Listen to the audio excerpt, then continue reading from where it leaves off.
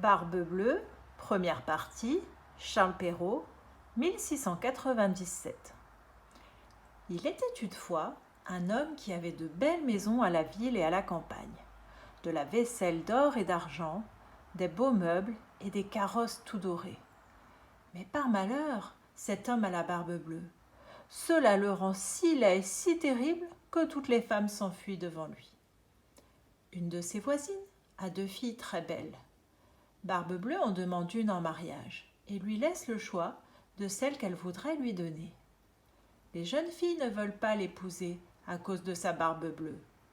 Ce qui les dégoûte aussi, c'est qu'il a déjà épousé plusieurs femmes et qu'on ne sait pas ce que ces femmes sont devenues.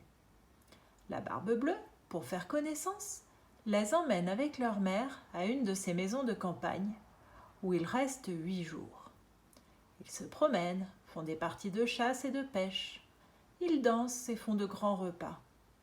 Enfin, tout va si bien que la cadette commence à trouver que le maître de maison n'a plus la barbe si bleue et que c'est un honnête homme. Dès le retour à la ville, le mariage se fait. Au bout d'1 mois, la barbe bleue dit à sa femme qu'il est obligé de faire un voyage de 6 semaines au moins. Il lui demande de bien s'amuser pendant son absence et de faire venir ses bonnes amies. « Voilà, lui dit-il, les clés des 2 grands garde-meubles.